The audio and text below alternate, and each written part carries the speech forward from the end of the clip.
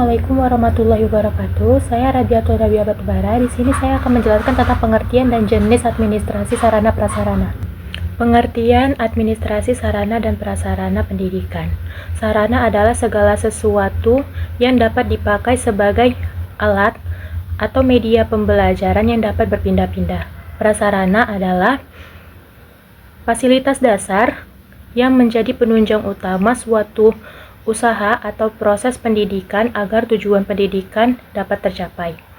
Administrasi sarana prasarana pendidikan adalah alat atau perangkat yang dapat menunjang proses pendidikan, khususnya proses belajar mengajar, baik yang bergerak maupun yang tidak bergerak, agar tujuan pendidikan dapat tercapai serta berjalan dengan lancar, efisien, teratur, dan efektif.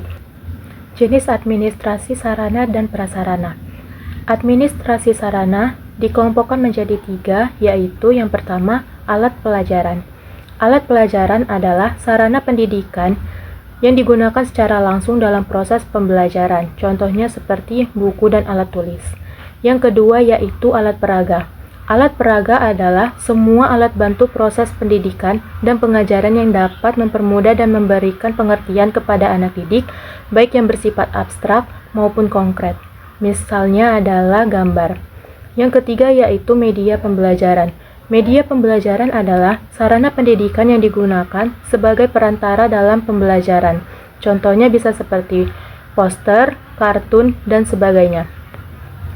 Adapun administrasi prasarana pendidikan diklasifikasikan menjadi 2 macam, yaitu yang pertama, prasarana pendidikan secara langsung digunakan untuk proses pembelajaran seperti ruang perpustakaan, ruang praktek, dan ruang laboratorium.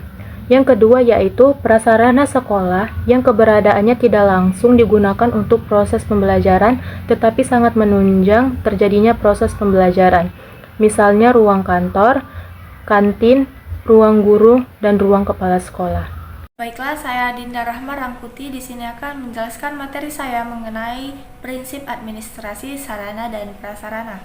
Menurut Syafaruddin, bahwasanya untuk melaksanakan dan mencapai tujuan administrasi sarana dan prasarana memiliki 5 prinsip yang perlu diperhatikan dalam mengelola perlengkapan pendidikan di sekolah, yaitu yang pertama ada prinsip pencapaian tujuan.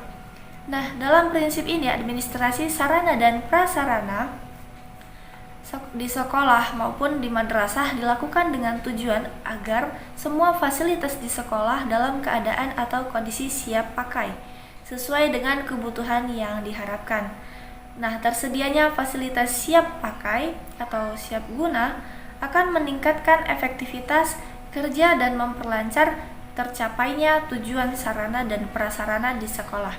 Kemudian yang kedua ada prinsip efisiensi. Nah, dengan prinsip ini, semua kegiatan pengadaan sarana dan prasarana di sekolah dilakukan dengan perencanaan yang berhati-hati, sehingga bisa memperoleh fasilitas yang berkualitas dengan harga yang relatif murah. Kemudian yang ketiga ada prinsip administrasi. Nah, dalam prinsip ini terdapat beberapa peraturan pemerintah yang banyak mengatur tentang sarana dan prasarana pendidikan, seperti peraturan tentang inventarisasi dan penghapusan perlengkapan milik negara. Dengan prinsip administrasi berarti semua perilaku pengelolaan perlengkapan pendidikan di sekolah hendaknya dilakukan dengan peraturan yang telah ada di dalam undang-undang maupun di instruksi dan pedoman yang telah ditentukan oleh pemerintah. Sebagai upaya penerapan, sebaiknya mengetahui peraturan mengenai pemeliharaan perlengkapan sesuai dengan yang telah ditentukan. Kemudian yang keempat yaitu prinsip kejelasan tanggung jawab. Nah, pada prinsip ini di Indonesia kita ketahui bahwa tidak sedikit ditemukan lembaga yang maju dan besar sehingga sarana dan prasarana yang dibutuhkan sangat banyak. Nah, jika hal itu terjadi, maka perlu adanya pengorganisasian kerja pengelolaan perlengkapan pendidikan. Semua tugas mengenai pengorganisasian harus jelas dan manajemen sarana prasarana Juga di dalam pendidikan sekolah harus didelegasikan kepada personel atau pegawai yang ada di sekolah. Kemudian yang kelima yaitu prinsip kekohesifan, yaitu prinsip ini menjelaskan mengenai manajemen perlengkapan sarana dan prasarana sekolah hendaknya direalisasikan dalam bentuk proses kerja di sekolah secara kompak. Nah, untuk itu antara satu dengan yang lainnya dalam organisasi harus bekerja sama dengan baik. Dan peran pemimpin atau kepala sekolah juga sangat penting dikarenakan harus mengkoordinasikan dan mengkondisikan agar pengelolaan sarana dan prasarana berjalan dengan lancar. Sekian, terima kasih. Baiklah, di sini saya akan menjelaskan mengenai proses administrasi sarana dan prasarana. Nah, dalam administrasi sarana dan prasarana terdapat beberapa tahapan atau proses di dalamnya. Yang pertama itu tahap perencanaan, yang kedua itu tahap pengadaan, yang ketiga tahap penyimpanan, yang keempat tahap inventariasi, yang kelima tahap penyaluran, dan yang keenam tahap penghapusan. Nah, yang pertama itu tahap perencanaan. Perencanaan pendidikan ini merupakan suatu proses intelektual yang terus-menerus dalam menganalisis, merumuskan, dan menimbang serta memutuskan dengan keputusan yang diambil harus mempunyai konsistensi internal dan berhubungan secara sistematis dengan keputusan-keputusan lain, baik dalam bidang-bidang itu sendiri maupun dalam bidang-bidang lain dalam pembangunan, dan tidak ada batasan waktu untuk satu jenis kegiatan serta tidak harus selalu satu kegiatan mendahului dan didahului oleh kegiatan lain. Yang kedua itu tahap pengadaan. Nah, pengadaan ini merupakan segala kegiatan untuk menyediakan semua keperluan, barang atau benda, ataupun jasa bagi keperluan pelaksanaan tugas. Misalnya, untuk pengadaan tanah bisa dilakukan dengan cara membeli, menerima hibah, menerima hak pakai, menukar, dan sebagainya. Yang ketiga itu tahap penyimpanan. Penyimpanan ini yaitu menampung atau mewadahi hasil pengadaan barang-barang dari keamanannya, baik yang belum maupun yang didistribusikan.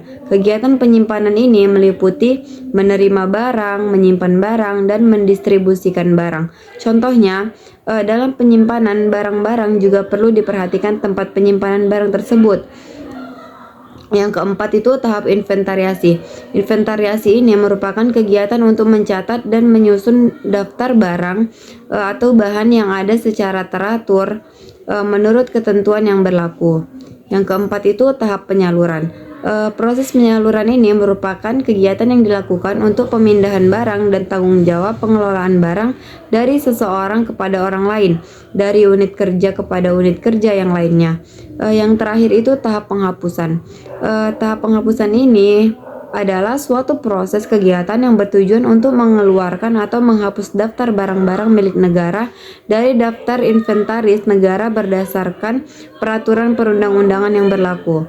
Proses penghapusan sarana dan prasarana pendidikan biasanya dilakukan pada aset yang berusia di atas 5 tahun namun masih dilihat kelayakannya untuk digunakan. Baiklah, itu saja materi yang dapat saya sampaikan.